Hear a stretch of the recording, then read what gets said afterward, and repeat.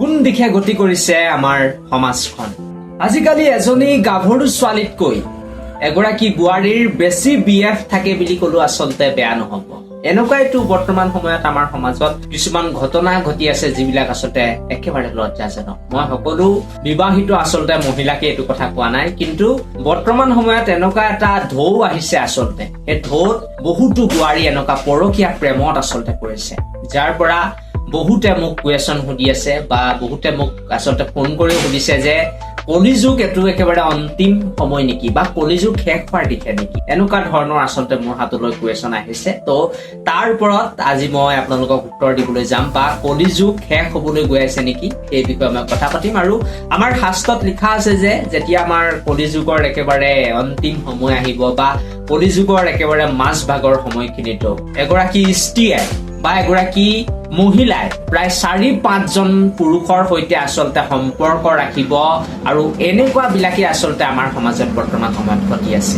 আপোনালোকক যদি মই উদাহৰণ দিবলৈ যাওঁ, যোৱা 3-4 দিনৰ আগৰ কথা, য'ত নেকি এজনী বিবাহিত মহিলাৰ হাজবেণ্ড আছেই, কিন্তু তাৰ বাহিৰেও আৰু 4 জন বিএফ আছে বুলি জানিব পৰা গৈছে, আৰু এজনটো অভিনেতা আছিলে বুলি মই শুনিছো, যিমানটো জানিব পাৰিছো। তো তেখেত সেই পৰকীয়া প্ৰেমত পৰি আচলতে মৃত্যুৰ মুখত পৰিছে বা মৰি গৈছে।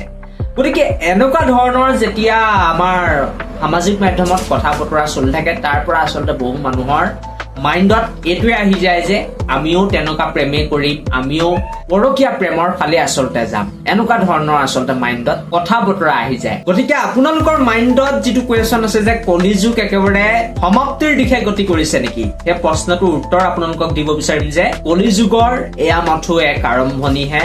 মাত্ৰ এতিয়া কলিযুগ আৰম্ভ হোৱা আচলতে 4000-ৰ পৰা 5000 বছৰহে হৈছে, আৰু বহু বছৰ আচলতে আছে। গতিকে এই কলিযুগৰ আৰম্ভণিতেই এনেকুৱা অৱস্থা, তেনেহলে যেতিয়া শেষ হোৱাৰ সময় আহিব প্ৰায় 4,32,000 নে কিমান হাজাৰ বছৰ আছে মুঠতে কলিযুগৰ, এতিয়া মাত্ৰ 4,000 নে 5,000 বছৰহে হৈছে। গতিকে এই আৰম্ভণিতে এনেকুৱা বেয়া অৱস্থা অসমত চলি আছে, অসমতে নহয় গোটেই বিশ্ব ব্ৰহ্মাণ্ডতে তেনেকুৱা ধৰণৰ আচলতে পৰকীয়া প্ৰেম বৃদ্ধি পাইছে।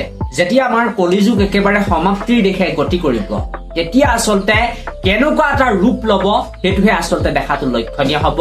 আৰু মই পুনৰ কম যে এইটো এক আৰম্ভণিয়ে হৈছে, কলিযুগ শেষ হবলৈ আৰু বহু হাজাৰ হাজাৰ বছৰ বাকী আছে, লাখ বছৰ বাকী আছে, কিন্তু এতিয়া এনেকুৱা ধৰণৰ বেয়া পৰিৱেশ আমাৰ মাজত দেখা পোৱা গৈছে। আৰু মই ভাবো যে এইবিলাক ৰোধ কৰিবলৈ আচলতে যিমান পাৰে আপোনালোকে অকমান স্পেচিয়েল লাইনত আহক, অকমান ভগৱানৰ নাম লওক, তাৰ লগতে আমাৰ যিখন চৰকাৰ আছে সেই চৰকাৰখনকো মই আহ্বান জনাম যে এনেকুৱা কিছুমান নিয়ম আনক বা আইন আনক যে যাৰ পৰা আচলতে এই যিবিলাক পৰকীয়া প্ৰেম বৰ্তমান সময়ত বৃদ্ধি পাইছে এইবিলাক আচলতে ৰোধ কৰিব পাৰি।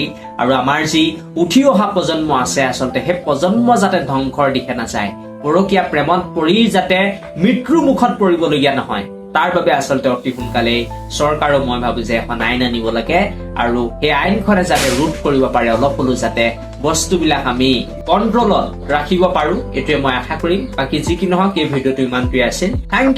থেংক ইউ ফৰ ৱাচিং দিছ ভিডিঅ'।